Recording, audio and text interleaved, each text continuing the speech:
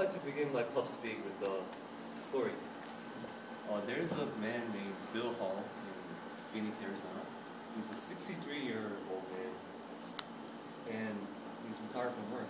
And having retired from work, he spends most of his time cycling and doing other sports.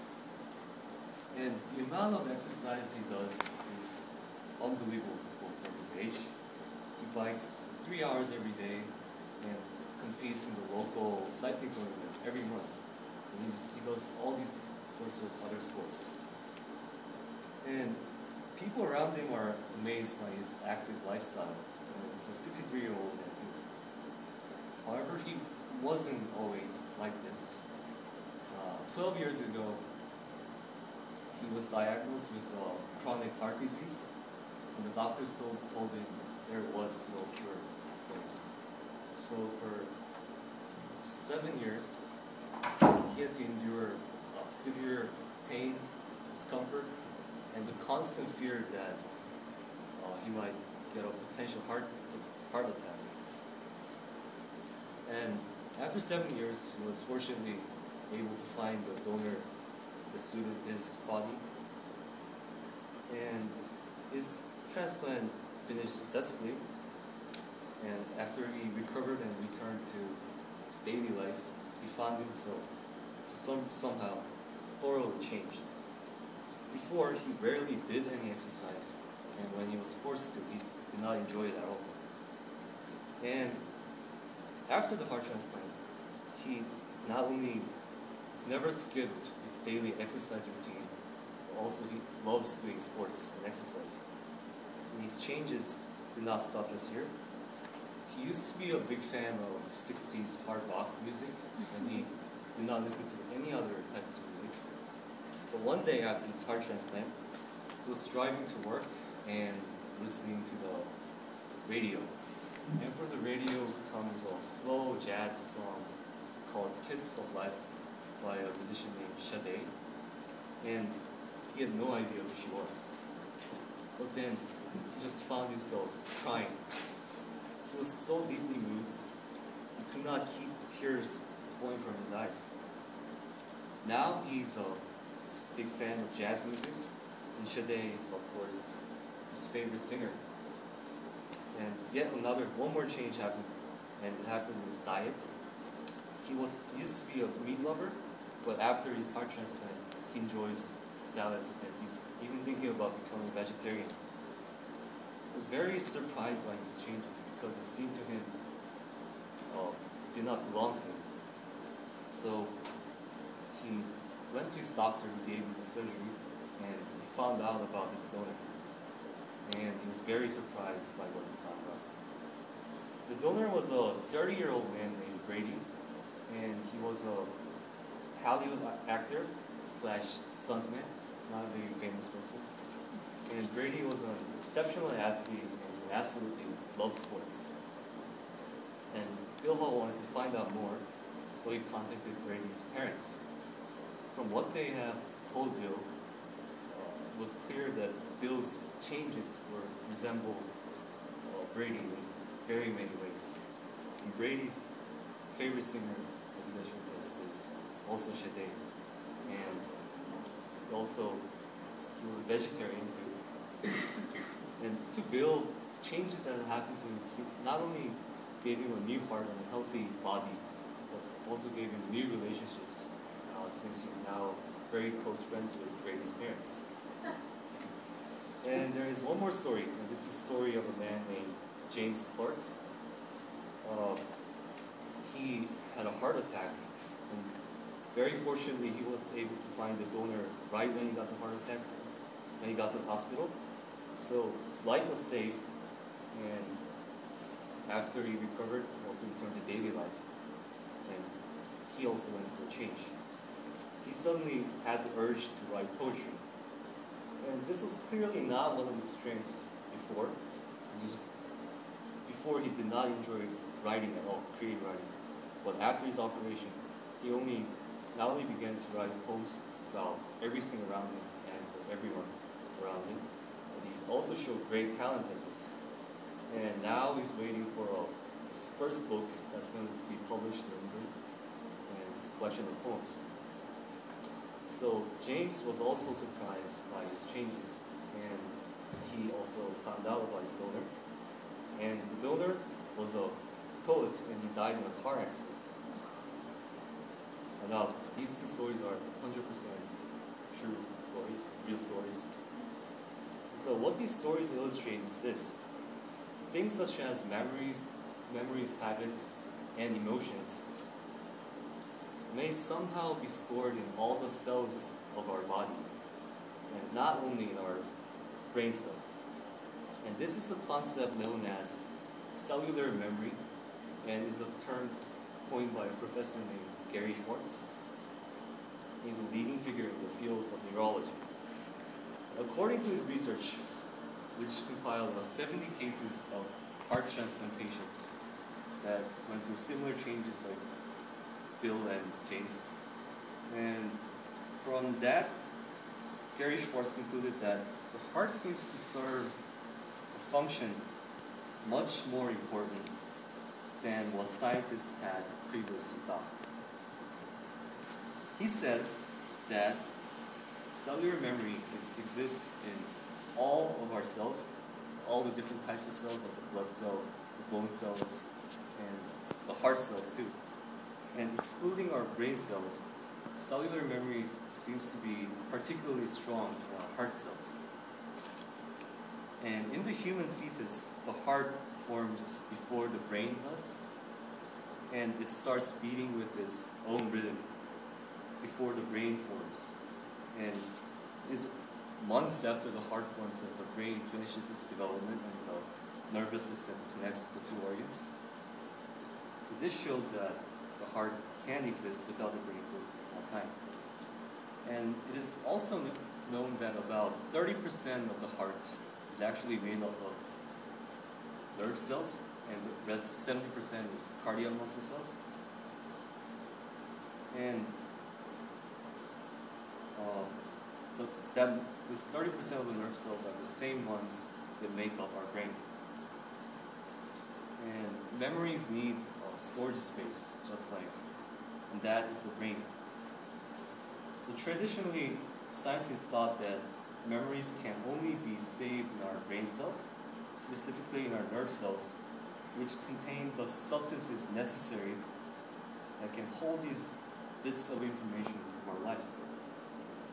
Schwartz is saying that we essentially have a small miniature brain within our hearts. And this not only contains memories, but then they can also affect our emotions. And experiment was conducted with where people were shown a sad movie and a horror movie.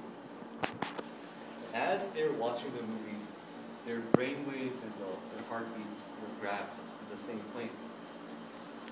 And when people were not experiencing any particular emotion, the two grabs moved in accordance, they would deviate from each other. However, when they were experiencing emotions, sorrow and fear in this case, the grabs for the brain and the heart start to deviate, diverge from each other.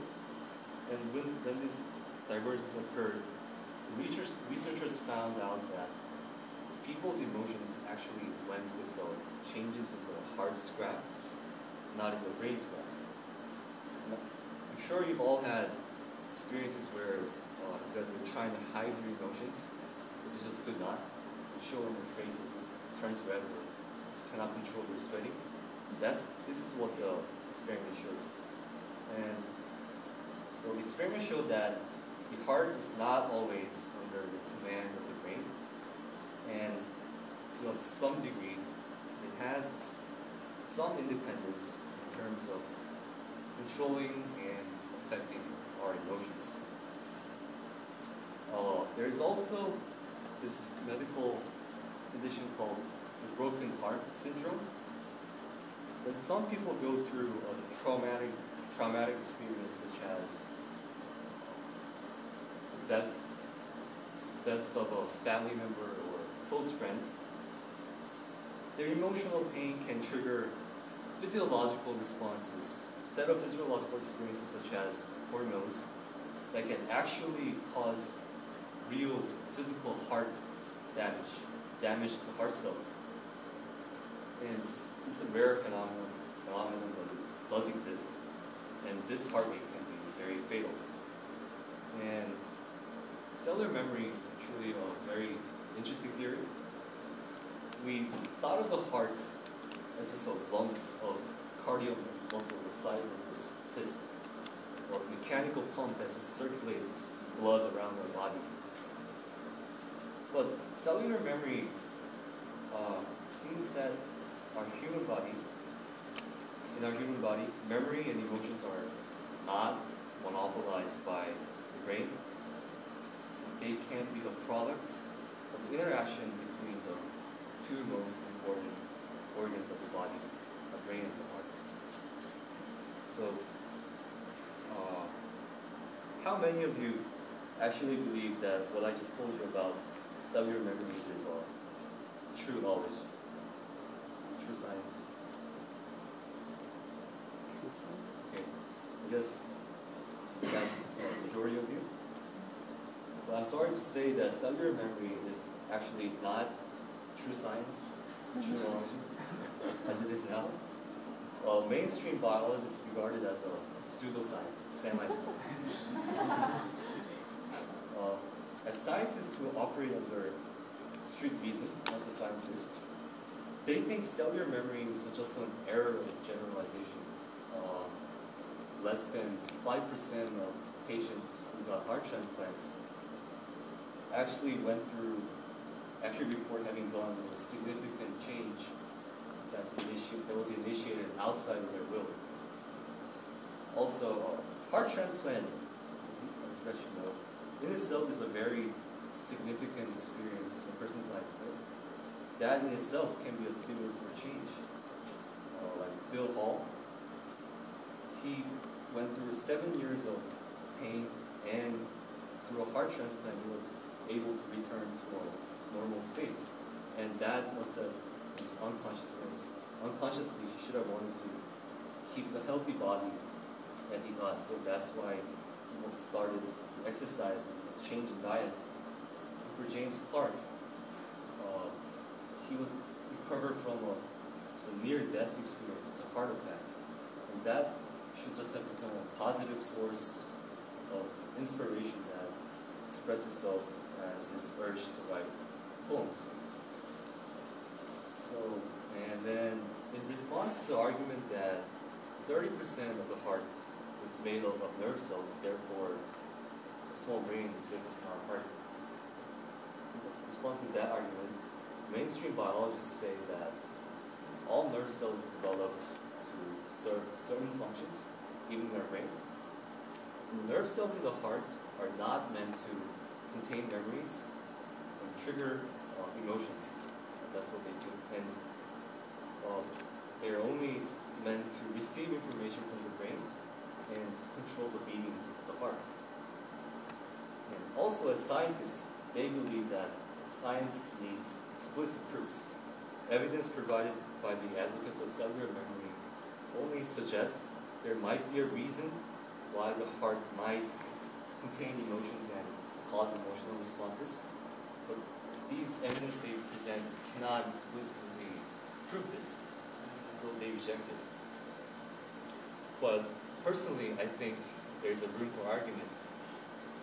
Modern scientists, since the age of enlightenment, has a tendency to believe that reason and reason only can explain everything that takes place in the universe. Maybe there is something about cellular memory that transcends reason, then we just have not figured it out yet. And in the following decades, more research will be conducted on this subject, and researchers might come up with evidence that might make the theory of cellular memory meet the strict requirements of accepted true science. Then later, we'll learn more about this amazing biology of the human body.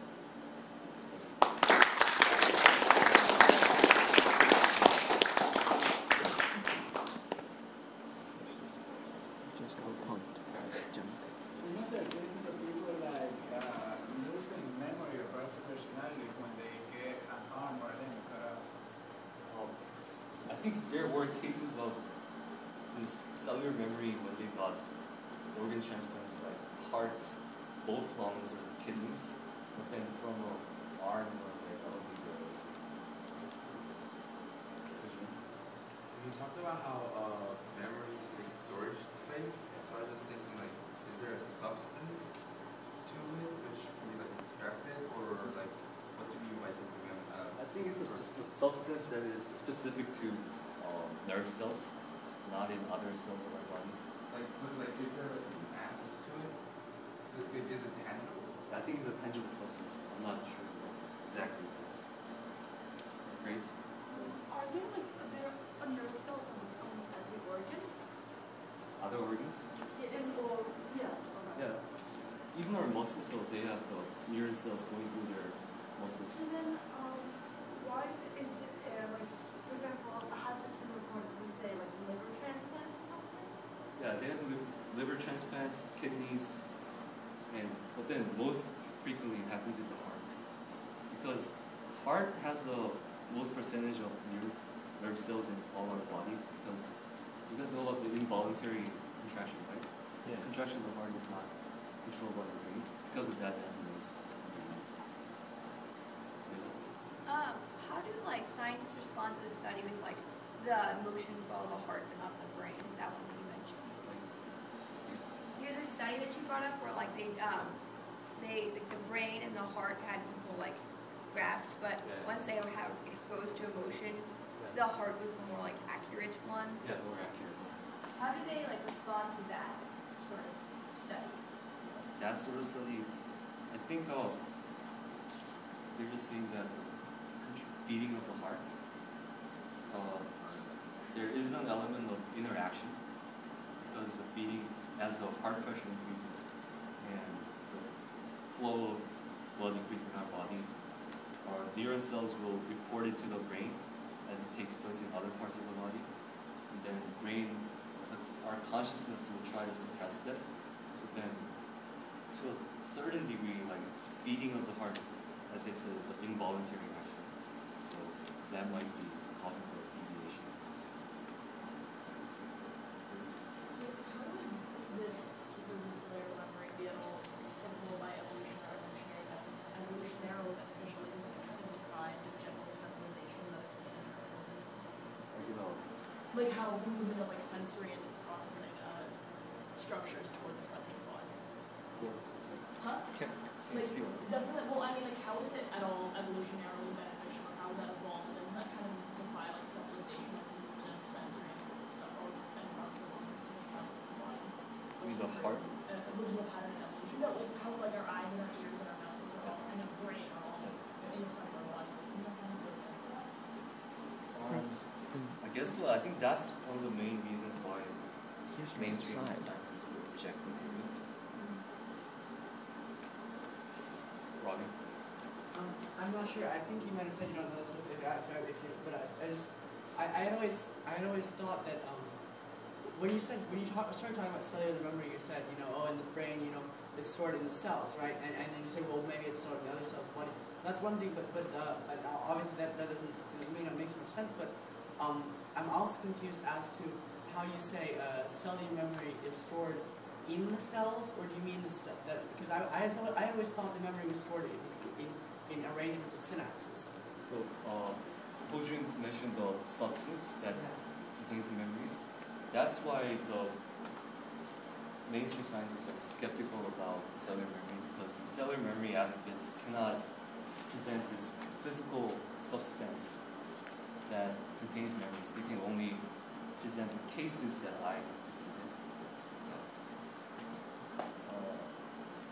You might have mentioned this, but how do the scientists who don't believe in cellular memory, how do they respond to the cases like James and the other guy? Like, how do they respond to that?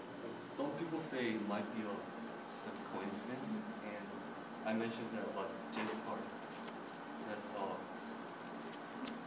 heart transplant is a very significant experience that might have triggered this kind of source of inspiration. Right? Is it possible that we don't that our cells don't just carry our own memories, but maybe our ancestors' memories. Yeah, basically. Ancestors' memories. You know, mitochondria, they know that's like passed down from ancestors. But I'm sure they contain the genetic information, but I'm not sure about the memories. So that the study with the heart and the brain in the movies, what do you know the methodology for studying the brain? Like, was that electrodes hooked up, or was it an fMRI, or? I'm not sure the exact device. From what I saw that documentary, they hooked up some kind of electrode device to the ear. So that's like raw brain activity then? Okay. Some sort of brain. Okay. So I know scientists are experimenting with the rotary heart, the completely mechanical heart. It went into the first person not long ago, which coincidentally died of completely unrelated causes. But how would you argue that that might have an effect? What would you say as opposed to a completely mechanical heart, and how would that, just your opinion? Like, I mean, the difference between a mechanical heart transplantation? Yeah, do you think that would have any negative effects, not to have an actual living, beating heart inside of you? Well, certainly a live heart will be better in terms of functioning than mechanical heart doesn't have side effects such as immune response to the heart, because that kind of thing. And in terms of cellular memory, I think mechanical heart will not cause the changes that happen to like the cases I mentioned. Yeah, but Grace?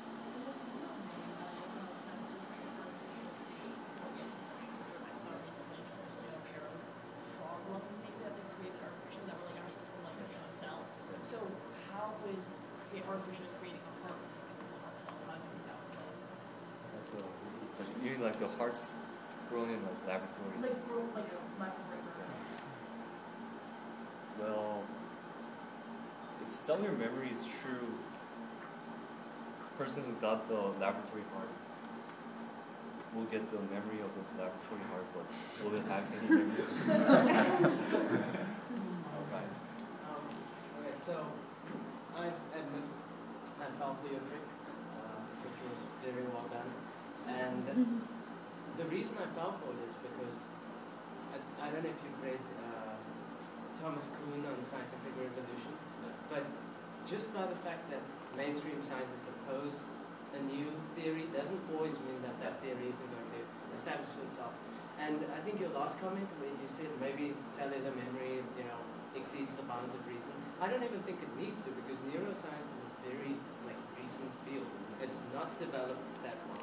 And I think in terms of a genuine scientific hypothesis, this one seems to purport correlations more than causation, but it does seem to have some sort of scientific appeal. So I personally think like cellular memory advocates can find that substance I talked about that stores memories. They might be missing something out. If they can find it, I think mainstream scientists will definitely. And do mainstream scientists actually know how memory works perfectly at this stage? I don't think they do. Maya? Do you think that mainstream scientists should accept what you present, like cellular memory, just on the basis of anecdotal evidence? I can't pass judgment on the one study because I don't know all the specifics about it. But given the scientific method that I guess we've used for the last many centuries, and the fact that this is not easily repeated, and the fact that it's put in the category of pseudoscience, which includes things like what people are skeptical about, like psychics and things like that. What do you think the mainstream scientists should do? Do you think they're in the wrong by not accepting the anecdotal evidence? Well, for now, because only data I have says that only 5% of patients report any some kind of change.